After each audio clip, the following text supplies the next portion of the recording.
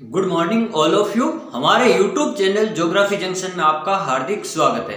आज हम भारत के भूगोल में प्रमुख उद्योगों के बारे में पढ़ रहे थे। तो आज हम पढ़ेंगे भारत में जो कागज एवं लुगदी उद्योग है उसका किस प्रकार से विकास हुआ या उसका विकास कब तेज हुआ, या अपन बात कर सकते हैं पहला कारखाना कब लगा, या कौन कौन से राज्यों में जो कारखाना लगाया, या अखबारी कागज का कारखाना कहाँ लगा। इन सभी महत्वपूर्ण तथ्यों के बारे में अपन अध्ययन करेंगे।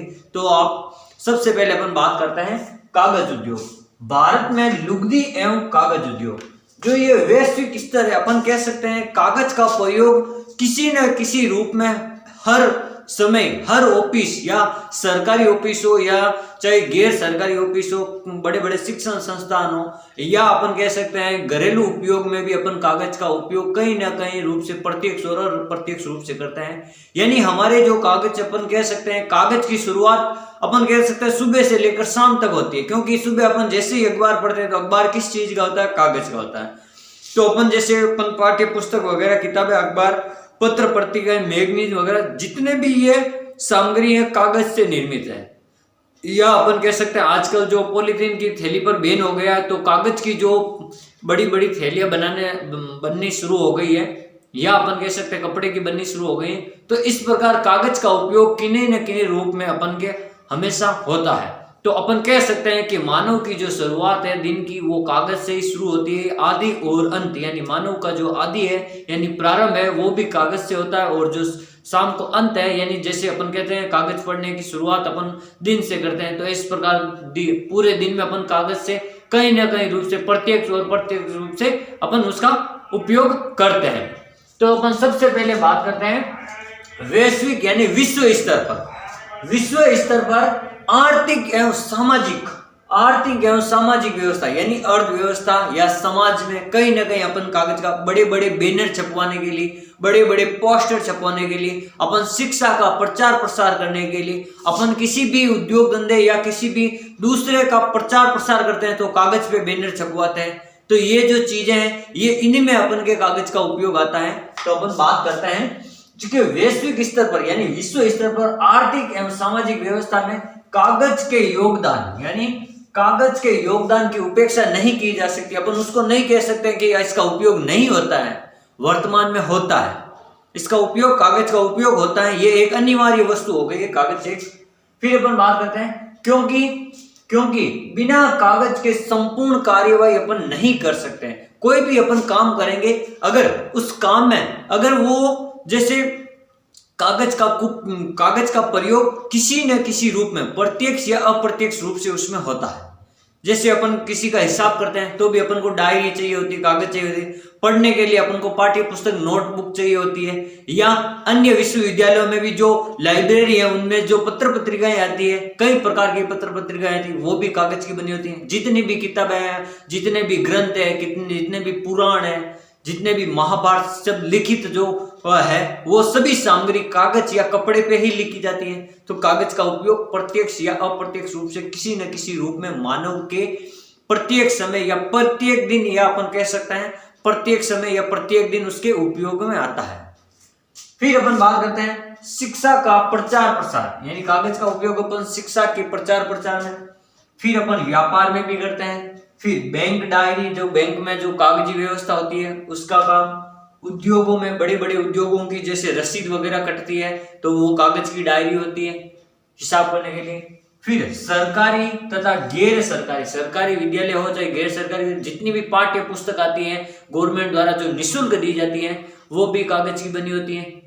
फिर अपन बात करते हैं संस्थाएं, जैसे कुछ निजी संस्थाएं होती है वहां पर भी नोट्स वगैरह के रूप में अपन कह सकते हैं पाठ्य पुस्तक होती है या कागज का प्रयोग होता है। प्रतिष्ठानों में कागज बहुधा प्रयोग किया जाना है, और प्रतिष्ठान जैसे आजकल तो जहां कहीं भी है सब जगह कागज का प्रत्यक्ष या अप्रत्यक्ष रूप से आपको कागज उद्योग या कागज का प्रयोग आपको देखने को मिल सकता है। फिर अपन बात करते हैं कागज व्यक्ति व समाज के विकास में आदि और अंत दोनों प्रकार की भूमिका का निर्वहन करता है। व्यक्ति और जो समाज है यानी किसी भी व्यक्ति के लिए किसी भी समाज में कागज का उपयोग प्रत्यक्ष या अप्रत्यक्ष रूप से होता है। उसके लिए आदि यानी अपन कह सकते हैं प्रारंभ अखबार पढ़ने से करता है, आपको पता है, और पूरे दिन की दिनचर्या में कहीं ना कहीं वो कागज का उपयोग करता है।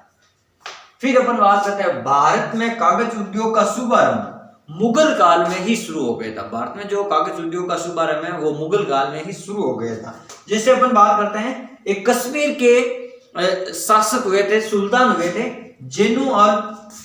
जैनुल आबिदीन, यानी कश्मीर का एक शासक या जो अपन कह सकते हैं राजा हुए थे जैनुल आबिदीन। उनके द्वारा कश्मीर में प्रथम कागज मिल का निर्माण किया गया, यानी कागज मिल की स्थापना सबसे पहले मुगल काल में भी देखने को मिलती है। ये एक शासक है जो कश्मीर में शासन किया था, उन्होंने 1417 से 1467 के बीच में, उसके बीच में उन्होंने एक कागज मिल की स्थापना की थी।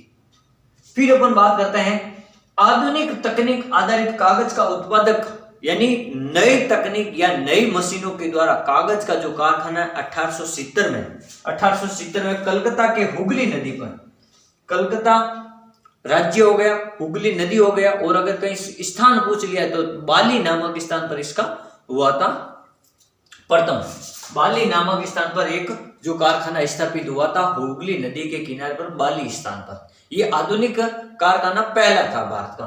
फिर अपन बात करते हैं 1882 में टीटागढ़ पश्चिम बंगाल में भी 1882 में एक कारखाना खोला गया। कहीं यहाँ 81 लिखा था, लेकिन अपन बात करते हैं 82 की, यानी कागज का जो कारखाना है 1882 में भी यहाँ पे खोला गया था टीटागढ़ में, पश्चिम बंगाल में एक मिल खोली गई। वो भी जो टीटागढ़ स्थान है वहां पर टीटागढ़ नाम से ही, पेपर मिल्स नाम से ही वो उद्योग कारखाना स्थापित किया गया। फिर अपन बात करते हैं 1887, यहाँ पर बंगाल कागज फैक्ट्री की स्थापना की गई। यह पश्चिम बंगाल में बंगाल कागज फैक्ट्री के नाम से ही स्थापना की गई थी। परंतु ये जो दोनों है, टीटागढ़ और जो बंगाल है, ये असफल मिलें रही थी, यानी ये जो मिलें हैं ये असफल हो गई, इस कारखाने में ज्यादा सफलता इनको प्राप्त नहीं हुई। फिर अपन बात करते हैं 1925 में जगधारी में गोपाल पेपर मिल का स्थापना की गई, या गोपाल पेपर मिल स्थापित की गई गोपाल नाम से जगधारी में 1925 में। ये वह आंध्र पेपर मिल 1933 में बैरेजादी गुजरात में स्थापित की गई। एक आंध्र नाम की पेपर मिल स्थापित की गई या कारखाना स्थापित किया आंध्र नाम से, लेकिन आंध्र प्रदेश में नहीं, ये कहां पर है, गुजरात में, ये ध्यान रखना। फिर अपन बात करते हैं 1936 में सहारनपुर में स्टार पेपर मिल की स्थापना की गई। किस नाम से कारखाना खोला गया? स्टार पेपर मिल 1936 में। फिर अपन बात करते हैं 1937 में कर्नाटक में मैसूर पेपर मिल्स की स्थापना की गई, यानी 1937 में कर्नाटक राज्य में मैसूर पेपर मिल्स नाम से एक कारखाना स्थापित किया गया। अब जैसे वर्तमान में लगभग 600 से भी अधिक कारखाने या इकाइयां स्थापित है। क्या कह सकते हैं? वर्तमान में 600 से भी अधिक इकाइयां या कारखाने या अपन कह सकते हैं मिलें स्थापित की गई, और उनका जो उत्पादन है वो लगभग 11वीं शताब्दी, यानी अपन बात करते हैं 11वीं पंचवर्षीय योजना। ये क्या है? 11वीं पंचवर्षीय योजना में जो कागज उद्योग का कुल टर्नओवर है, यानी वार्षिक जो टर्नओवर होता है वो लगभग 17,000 करोड़ रुपए रखा गया। यानी जो भारत में जो 11वीं पंचवर्षीय योजना में जो कागज का जो टर्नओवर है वो लगभग 17,000 करोड़ रुपए रखा गया। भारत में प्रति व्यक्ति कागज का उपयोग 7.2 यानी 7 किलो 200 ग्राम, एक व्यक्ति 7 किलो और 200 ग्राम कागज का उपयोग करता है, प्रति व्यक्ति उपभोग करता है। फिर भारत में कागज की मांग कम है, लेकिन तेजी से बढ़ती अर्थव्यवस्था के कारण अभी वर्तमान में, जैसे अपन बात करते हैं थोड़े समय पहले भारत स्वतंत्रता के बाद में थोड़ी कागज की जो मांग क्या है, धीमी गति से कागज विकास जो है, जो ये कागज उद्योग है धीमी गति से विकसित हो रहा था, इतनी तेजी नहीं थी। लेकिन अभी वर्तमान की अगर बात की जाए तो वर्तमान में भारत एक सबसे बड़ी उभरती हुई अर्थव्यवस्था के रूप में या शिक्षा के प्रचार के लिए अब कागज की मांग अधिक बढ़ने की संभावना, यानी कागज उद्योग और अधिक ऊंचाइयों पर जाएगा, कागज उद्योग और ज्यादा विकसित होगा। अब अगर अपन बात करें आगे कि शिक्षा के स्तर के कारण इसके मांग में तीव्र वृद्धि की संभावना, यानी शिक्षा के स्तर या अपन अर्थव्यवस्था के आधार पर अपन कह सकते हैं कि अब कागज उद्योग ज्यादा विकसित होगा।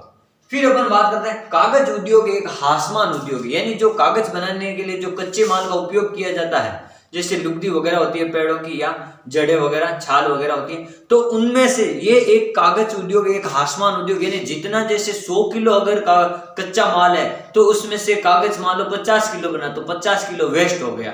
तो ये एक बार हासमान उद्योग है, क्योंकि ये उत्पादन इसका क्या आधा अपशिष्ट के रूप में, या अपन कह सकते हैं कचरे के रूप में निकल जाता है, और आधे का ही अपन उपयोग कर सकते हैं। ये एक हासमान उद्योग है। फिर अपन बात करते हैं अखबारी कागज भारत में नेपा नगर मध्य प्रदेश में स्थापित किया गया है। यानी अखबार बनाने का जो कागज का निर्माण का कारखाना है, वो पहला जो कारखाना है नेपा नगर में, किस नाम से किया गया? National news print and paper mill. National news print and paper mill के नाम से यह कारखाना स्थापित किया गया। फिर अपन बात करते हैं कागज के कारखाने पहले पश्चिम बंगाल में ज्यादा थे।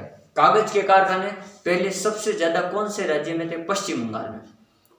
फिर धीरे धीरे क्या हुआ, पश्चिम बंगाल में कागज के कारखानों की संख्या हो गई कम, और महाराष्ट्र राज्य है भारत का, वहां पर कागज के कारखानों की संख्या क्या हो गई? सर्वाधिक बढ़ गई। अब सबसे ज्यादा कागज का उत्पादन या अपन कह सकते हैं उद्योग मिले कहाँ है? तो महाराष्ट्र में। ये आपको ध्यान रखना।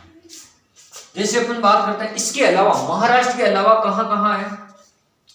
आंध्र प्रदेश, हरियाणा, यूपी, बिहार, केरल और मध्य प्रदेश, ये इतने राज्य हैं। यानी अपन बात कर सकते हैं महाराष्ट्र, मध्य प्रदेश, यूपी, आंध्रा, केरल, बिहार, हरियाणा, यहाँ पर है जो कागज के कारखाने स्थापित हैं। और जो महाराष्ट्र है आपका, मध्य प्रदेश, वहां पर जो कागज का जो कारखाना है वो सेलुलोज आधारित कारखाना, यानी सेलुलोज से ये कागज के निर्माण का उपयोग किया जाता है, और सेलुलोज का प्रयोग किया जाता है कागज निर्माण में।